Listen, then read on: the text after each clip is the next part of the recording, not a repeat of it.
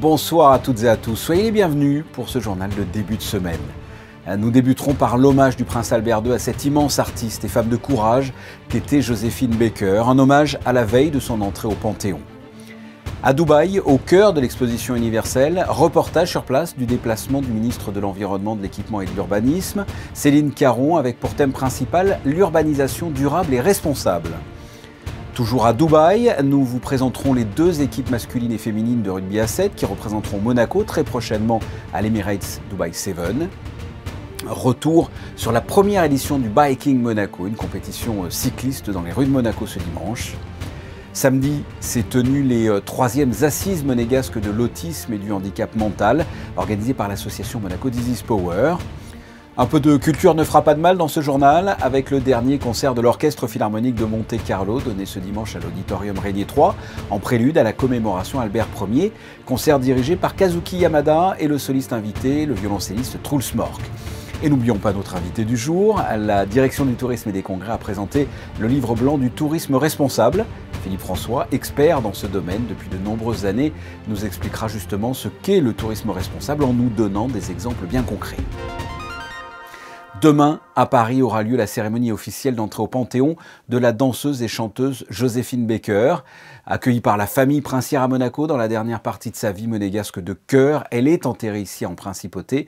Le prince souverain lui rendait hommage ce lundi matin avant sa panthéonisation. Le reportage d'Alexandra Pagny et Sylvain Péromal. Il y a des êtres qui ne s'éteignent jamais, avait déclaré la princesse Grace à propos de Joséphine Baker. Entre ces deux grandes dames existait une profonde admiration qui se transformera en amitié au fil des années. Joséphine Baker est arrivée tardivement en principauté dans une période compliquée de sa vie. Monaco représentera sa renaissance artistique mais aussi personnelle. Le prince souverain a souhaité lui rendre un hommage national avant son entrée au Panthéon. Ma mère, par son amitié avec elle, a pu lui tendre la main et a pu l'inviter à Monaco. C'était une femme très chaleureuse, très douce, mais on sentait qu'il y avait une énergie aussi et qu'il y avait un grand amour de la vie. Et sa relation avec ses enfants était tout à fait exceptionnelle. Et vraiment, c'était une très grande dame, que ce soit artistique, que ce soit comme résistante, que ce soit comme personnalité du XXe siècle. Ce mardi 30 novembre, Joséphine Baker sera la 6e femme à entrer au Panthéon et la première de couleur sur un total de 81 personnalités. Son entrée se veut être le symbole d'un exemple d'une unité nationale, un universalisme à la française. Elle doit symboliser également la lutte contre la ségrégation raciale.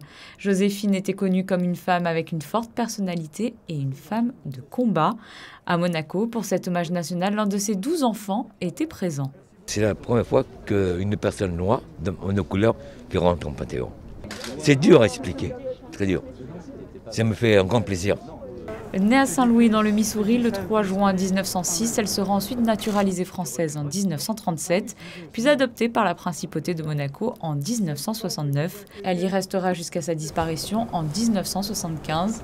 C'est ici qu'elle renoue avec la scène et le public et offrira à Monaco ses plus beaux galas, une renaissance qui n'aurait pu avoir lieu sans le soutien de la princesse Grace.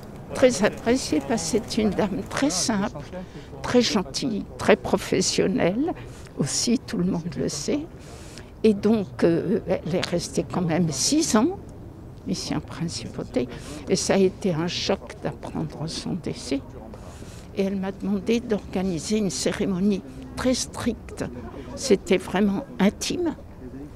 Je me souviens que comme personnalité, il y avait Jean-Claude Brialy et André Levasseur. Elle voulait que ce soit intime. Le prince Albert II sera présent à la cérémonie officielle à Paris ce mardi 30 novembre, un moment historique qui confère ainsi l'éternité à Joséphine Baker. Son corps restera cependant à Monaco. C'est un cénotaphe qui entrera au Panthéon et symboliquement, les terres de ces 4 patries de cœur y seront déposées: Saint-Louis, Paris, les Mille-Ans en Dordogne et Monaco. Cette entrée au Panthéon sera retransmise en direct mardi sur TF1 et LCI dès 17h15. Alors que l'exposition internationale de Dubaï bat son plein, Céline Caron, ministre de l'Environnement, de l'Équipement et de l'Urbanisme, s'est rendue dans différents pavillons, dont celui du Kazakhstan, pour évoquer l'urbanisation durable. Reportage de Bastien Bory. Si Monaco et le Kazakhstan ont de bonnes relations économiques, les deux pays à première vue ne partagent pas les mêmes défis. Mais la ministre de l'Équipement, de l'Environnement et de l'Urbanisme a voulu prouver le contraire. Nous découvrons que les objectifs sont les mêmes, adapter nos territoires, préserver nos richesses, notre biodiversité locale, chacun dans nos domaines, et surtout nous adapter, innover et travailler ensemble. Donc le Kazakhstan aujourd'hui prône le travail collectif comme étant une source d'accélération et d'innovation. Et je pense que Monaco prône aussi ce travail collectif et ce travail en réseau pour arriver à se dépasser et répondre aux objectifs d'adaptation environnementaux. Retour ensuite au pavillon Monaco pour une visite encadrée par la compagnie des guides monégasques avant une présentation de l'urbanisme en principauté en présence de la chambre patronale du bâtiment et d'invités étrangers de Singapour et d'Italie notamment. Aujourd'hui, le prince souverain nous demande en fait de réfléchir à une urbanisation durable, responsable, et je pense que toute seule, en tout cas personnellement, le gouvernement seul ne peut pas le faire sans ses partenaires, et c'est un plaisir de partager ces objectifs avec eux qu'ils portent chacun dans leur spécificité. Donc voilà, c'était un honneur pour moi de venir aujourd'hui à Dubaï avec mes collègues du privé, du secteur privé, pour promouvoir nos spécificités et notre travail d'équipe. Urbanisme et environnement, deux questions majeures à Monaco, où l'on veut montrer que les défis techniques liés au manque d'espace n'empêchent pas le développement.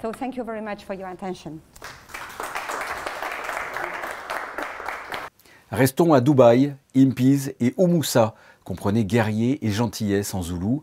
Il s'agit de deux équipes de rugby à 7 représentant Monaco et qui participeront très prochainement à l'Emirates Dubai 7. Avant de s'envoler pour les Émirats, joueuses et joueurs ont été reçus au Palais Princier. Comme vous pouvez le voir sur ces images, un ballon dédicacé par l'ensemble des deux équipes et du staff a été remis au prince Albert II avant la traditionnelle photo dans la cour d'honneur. Cet instant solennel a été suivi par deux entraînements auxquels ont assisté Émilie Rousseau et Sylvain Péroumal. Voyez le reportage. C'est le premier entraînement ensemble, Impies et Oumoussa réunis. Dans quelques jours, ils prendront part à l'Emirates Dubai 7, l'un des plus grands rendez-vous de rugby à 7. Deux équipes et une grande première pour les filles qui vont connaître ce tournoi. C'est une fierté, une belle reconnaissance de la fondation, du club, de la fédération, de mettre l'équipe féminine en avant aussi. Puis une première, mais je pense qu'on a eu de belles chances aussi parce qu'on a déjà dès la première année une belle équipe. Si les automatismes sont pour le moment timides, l'osmose est bel et bien là. Menée par leur capitaine, la Française Rose Thomas, une sélection aux Jeux Olympiques de Rio, les joueuses affichent un bon état d'esprit et ne comptent pas revenir les mains vides des Émirats pour leur première participation. Le tournoi n'est en revanche pas inconnu aux Impies, qui comptent déjà 4 participations. Cette année, les joueurs peuvent s'appuyer sur l'expérience de très haut niveau de Thibaut Giroud, directeur de la performance du 15 de France. La venue de Thibaut Giroud, c'est de profiter de son expérience du plus haut niveau. Il est quand même vainqueur de la Nouvelle-Zélande la semaine dernière, donc on profite, c'est tout chaud. Il a fait deux séances à haute intensité et les joueurs ont répondu de la meilleure des façons en donnant tout sur les 2 séances. Donc c'est très profitable, notamment pour les nôtres, par rapport aux joueurs invités qui ont un niveau supérieur. On tire les petits monégasques vers le haut. Une grande valeur ajoutée qui va permettre à l'équipe de jouer un cran au-dessus puisque cette année, les Impies participeront au tournoi Invitation et non à l'Open comme ce fut le cas précédemment. Seul ombre au tableau, 4 joueurs et joueuses sud-africaines ne pourront pas rejoindre l'équipe monégasque à Dubaï en raison des mesures sanitaires prises dans leur pays. Et nous suivrons bien évidemment les résultats des Impies et des Oumoussa avec notre équipe sur place. Début de la compétition le jeudi 2 décembre. Passons à cet événement sportif et caritatif. Vous étiez peut-être sur le port Hercule ce dimanche pour assister à la première édition de Biking Monaco, une grande journée dédiée au cyclisme avec de grands champions en principauté. Le reportage de Frédéric Caillon. C'est le genre de plateau que l'on ne voit que sur le Tour de France. Tadej Pogačar, Primož Roglič, Chris Froome, Peter Sagan ou encore Philippe Gilbert. Une quarantaine de coureurs cyclistes professionnels se sont réunis dimanche à Monaco pour la première édition de Biking, une grande journée de vélo pour la bonne cause.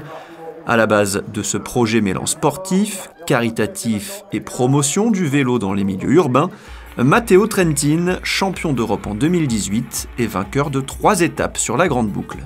L'evento è nato da un'idea mia e di Claudia, mia moglie, un po' di dare qualcosa indietro alla città di Monaco e visto che siamo tantissimi corridori professionisti qui, di organizzare un qualcosa che sia sport, che spettacolo, che comunque beneficenza da aiutare gli altri. Ci sono tanti grandi campioni che hanno aderito a questa iniziativa e poi abbiamo preparato 2 piccoli percorsi per i bambini in modo che possano comunque chi non ha già la bici iniziare ad andare in bici e mentre chi magari è un po' più grandicello la Sécurité Routière ci ha aiutato a istruire un percorso per insegnare ai bambini come si va in bicicletta nel mondo réel, con il traffico insomma. Premier temps fort de la journée, un pro-am de charité, un contre-la-montre par équipe de 5 tours avec 12 équipes composées chacune de 2 coureurs professionnels, d'un athlète ambassadeur et de 2 cyclistes amateurs. Objectif de cette épreuve, récolter des fonds pour la Fondation Princesse Charlène de Monaco et la Fondation Michele Scarponi. It's always nice to be part of the charity events that is happening here, and it's actually a really nice event. I'm a passionate cyclist myself, so yeah, 2 nice things combined. C'est extraordinaire, on n'a pas souvent l'occasion. Voilà, quand on est fier d'être monégasque et qu'en plus c'est une terre de vélo, sur le circuit, avec une partie du circuit de la Formule 1, c'est toujours sympa de faire un peu ce rapprochement et effectivement c'est génial, on est à la maison, il fait beau, les conditions sont réunies donc on ne peut rien demander de plus. Ouais, c'est que du bonheur, quoi. Ça change de nos montagnes, tu l'as vu avec nous là quand tu es venu à Luchon. Après bon, ici pour moi c'est découvrir tout ça, Monaco, et puis voir les pros. À côté là c'est énorme, voilà, c'est un jour que je n'oublierai jamais. Voilà. C'est sûr que l'aspect caritatif il est primordial, c'est même le plus important aujourd'hui. Je pense qu'il faut que les champions fassent beaucoup pour la jeunesse, parce que c'est la relève, parce que ce sont ceux qui auront demain des rêves, des ambitions, et qui prendront le relais de certains champions qui étaient ici. Cette épreuve a été remportée par l'équipe de Peter Sagan, Steven Kruijswijk et Thor Hushovd. Place ensuite à la course phare, un critérium de 40 tours d'1 km 300 sur le port. Une course inscrite au calendrier de l'UCI, 40 pros sur la ligne de départ et plus de 41 km/h de moyenne pour un podium 5 étoiles. Primoz Roglic, triple vainqueur de la Vuelta, s'impose devant Sonny Colbrelli, lauréat du dernier Paris-Roubaix, et Tadej Pogačar qui a raflé les 2 derniers Tours de France. Passons au premier point info, qui lui aussi va être sportif. Nous commençons avec du football. L'AS Monaco recevait Strasbourg ce dimanche. Bonsoir Vanessa. Bonsoir Fabien, bonsoir à tous. Malgré une nette domination, l'AS Monaco a été accroché par Strasbourg sur un match nul 1-1 ce dimanche lors de la 15e journée de Ligue 1. Les Monégasques signent donc leur 5e match consécutif sans défaite, toutes compétitions confondues. Prochain rendez-vous à Angers ce mercredi. Le 19e Golden Foot Awards 2021, cérémonie de remise des prix du meilleur football, se déroule ce lundi soir. Attribué seulement à un footballeur en activité qui a 28 ans révolus, le Golden Foot Award est le seul prix au monde qu'un footballeur peut gagner seulement une fois dans sa carrière. Une conférence de presse avait lieu ce lundi en présence des joueurs qui recevront ce prix lors du Gala des Champions. Parmi eux, l'ancien joueur du FC Barcelone Daniel Alves. Je vous propose de l'écouter, il est au micro de Frédéric Elion.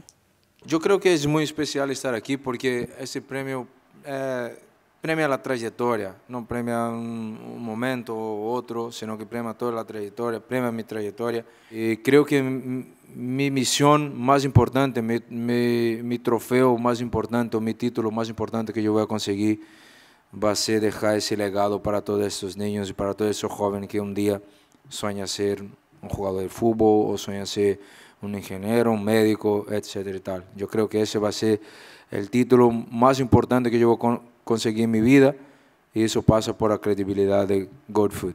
Con respecto al Balón d'Or, yo pienso que Messi es un gran candidato. Messi es un gran candidato. Tienes todos los números para llevar una vez más. Pero sinceramente,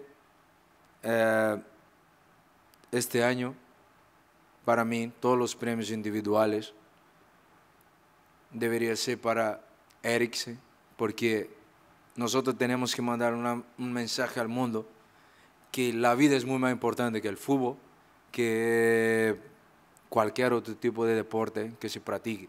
19e Golden Foot Award 2021, la cérémonie de remise des prix du meilleur footballeur est donc prévue ce lundi soir au Fairmont Monte-Carlo. L'aviron de mer franchit un nouveau cap à Monaco. Devenu un rendez-vous très prisé en 2019, le Challenge Albert II a fait mouche auprès des rameurs avec sa nouvelle version par équipe. Tous les éléments ont été réunis ce week-end pour clore l'événement en beauté. Le souverain est venu encourager les équipes à la société nautique, notamment Quentin Antonielli qui décroche une 2e place en solo derrière un double champion du monde. Dans l'impossibilité d'organiser le célèbre gala Princesse Grace en raison du contexte sanitaire, la Fédération monégasque de gymnastique a organisé ce dimanche une démonstration devant le souverain et ses enfants. Pour l'occasion, une vingtaine de gymnastes s'est réunie devant le président de la Fédération internationale de gymnastique, Morinari Watanabe. L'objectif était de célébrer ensemble la gymnastique dans toutes ses disciplines, de la gymnastique artistique féminine à la masculine en passant par la gymnastique rythmique ou acrobatique. Tous avaient à cœur de mettre en avant leur talent et leur passion pour ce sport sous la conduite de 3 directeurs techniques. Merci Vanessa, on vous retrouve un peu plus tard pour la suite de l'actualité en bref.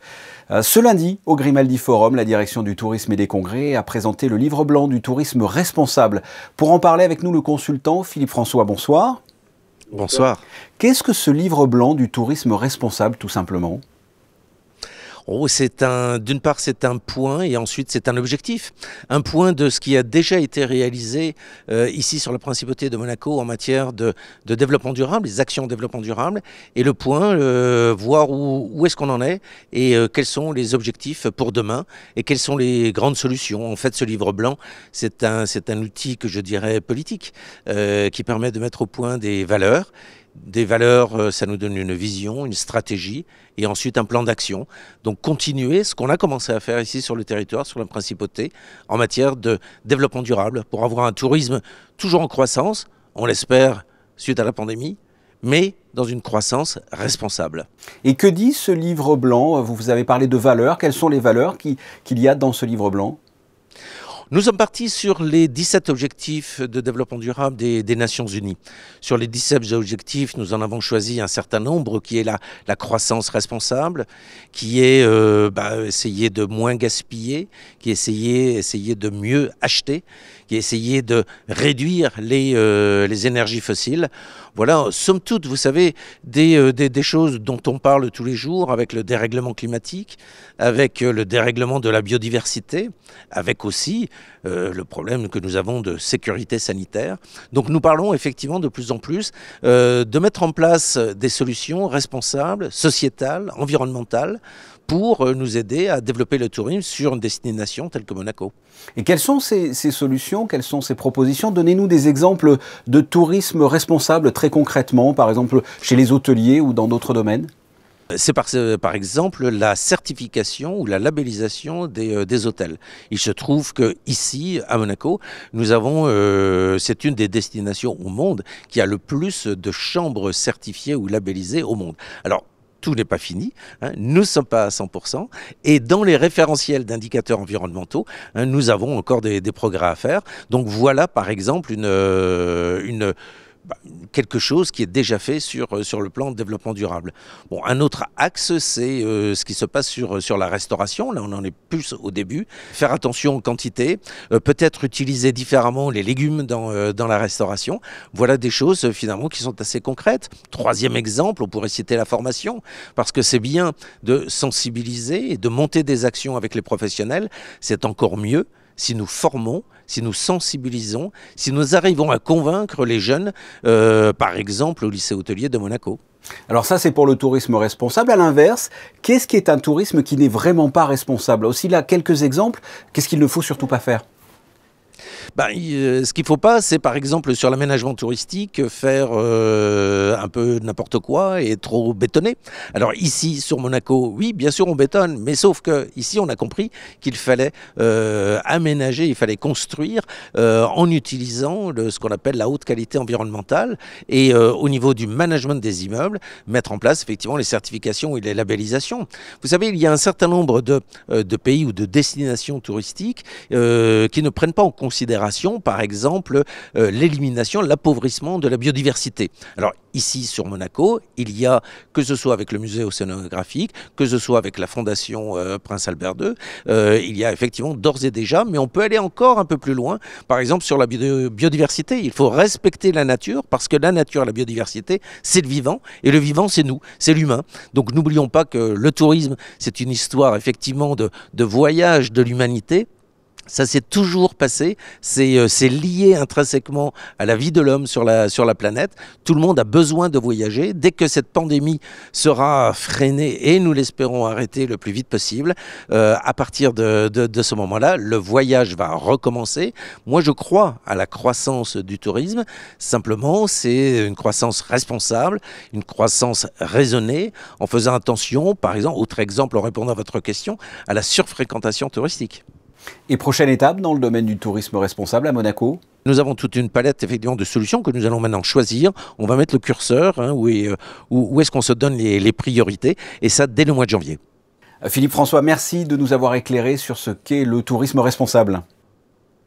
Merci à vous. Changeons de sujet. Au-delà des nombreuses actions qu'elle mène tout au long de l'année et du centre d'accueil qu'elle a construit à Anote, l'association Monaco Disease Power favorise également l'échange entre de grands spécialistes afin de permettre de faire avancer la recherche. C'est dans cette optique que se sont tenues samedi les 3e assises monégasques de l'autisme et du handicap mental. Reportage de Patricia Navarro. Aujourd'hui, la recherche dans certains domaines avance à une vitesse considérable. C'est notamment le cas dans l'identification et la connaissance du spectre autistique, qui regroupe tout un ensemble de troubles neurobiologiques qui agissent sur le développement des personnes dites autistes. L'importance des réseaux de recherche est donc capitale pour faire le point sur les plus récentes avancées qu'elles portent sur la recherche ou sur la prise en charge. Aujourd'hui, on est certainement beaucoup plus attentif, et quand je dis on, c'est toutes les structures qui s'occupent d'enfants, les parents bien sûr au premier plan, mais également les médecins traitants qui voient beaucoup plus de choses. Et donc ça permet de dépister ces troubles plus tôt, mais comme l'a dit très bien le professeur Gressens ce matin, une possibilité puisque c'est un changement de direction du développement, hein, c'est d'essayer de corriger le plus vite. En matière de recherche sur les origines des troubles, là aussi des avancées notables ont été présentées lors des assises. Des études sur les mécanismes physiopathologiques pourraient se révéler être très utiles dans les mois et années qui viennent, notamment sur les nouveaux traitements des liaisons néonatales. Certains nouveau-nés, notamment les nouveau-nés prématurés, sont souvent nés dans un contexte d'inflammation. Et on sait maintenant que cette inflammation est un facteur de risque pour développer par la suite différentes anomalies du fonctionnement cérébral, comme par exemple les troubles du spectre autistique. On essaie d'étudier les mécanismes, comment se fait ce lien, quels sont les éléments qui font charnière entre les deux. On commence à les décrypter, à les découvrir, mais pour l'instant, on n'est pas encore au stade d'avoir des thérapies spécifiques. Lors de ces assises, un autre volet de la prise en charge a également été évoqué, celui des douleurs dans les troubles du neurodéveloppement. Il est souvent bien difficile de communiquer avec les patients et déterminer l'origine de leur souffrance et poser un diagnostic. Pendant longtemps, les enfants autistes étaient considérés comme insensibles à la douleur.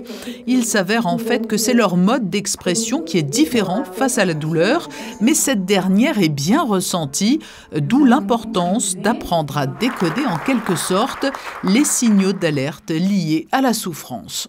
On vous retrouve, Vanessa Dessy. Un accord entre la Principauté et la Fédération de Russie vient d'être signé ce lundi au ministère d'État.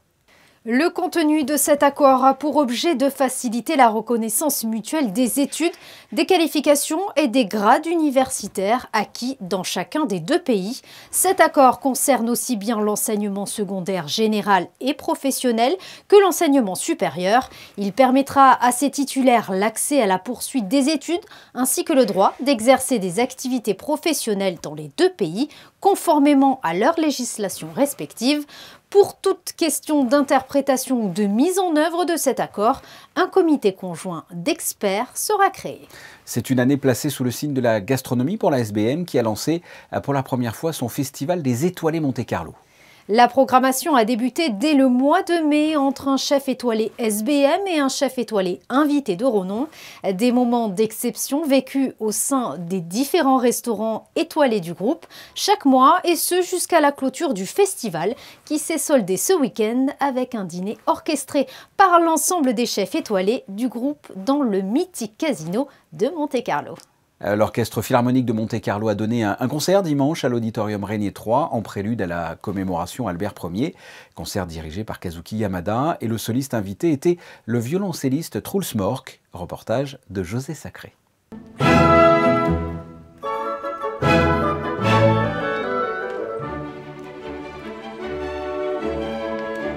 En prélude à la commémoration Albert Ier, dimanche 28 novembre, l'Orchestre Philharmonique de Monte-Carlo, sous la direction de Kazuki Yamada, a interprété un programme de musique française avec des œuvres de César Franck, Charles Gounod et Camille Saint-Saëns. Only French composer could do like that, I think so, to mix culture or the mix feeling, but still there the strong, the French spirit, the esprit. So I think so. That's why such a combination, the beautiful. So there are a lot of color, smell, temperature of the music. It will be really wonderful.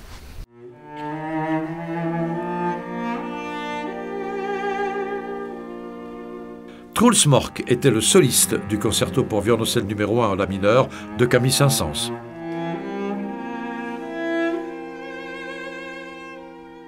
He is such a kind of the genius, and so the great, of course, the great sound, but not only the sound, great human being. Yes, of course he is big, but not only that, he has a big heart and a big mind and big music, so wide music, so it's incredible.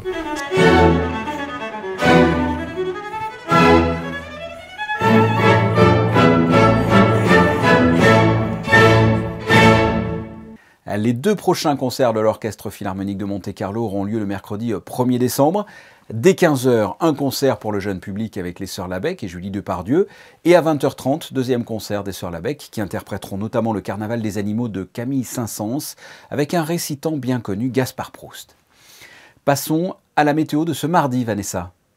Le soleil sera toujours très présent, le ciel restera bleu durant toute la journée, il soufflera une légère brise entre 7 et 12 km/h, les températures oscilleront de 5 à 11 degrés, le soleil se lèvera à 7h40 et se couchera à 16h56 et nous fêterons les André. Saint-André qui fut le premier disciple appelé par Jésus-Christ. Merci Vanessa. La suite de vos programmes sur Monaco Info, mais avant cela, vos photos de fin de journal, l'hommage à Joséphine Baker qui rentrera au Panthéon demain, une femme qui a marqué l'histoire artistique, certes, mais aussi et surtout l'histoire avec un grand H, de par son engagement dans la résistance ou encore son combat pour les droits civiques. Ce sont des photos de Manuel Vitali. On se retrouve mardi, 19h. À très bientôt. Au revoir.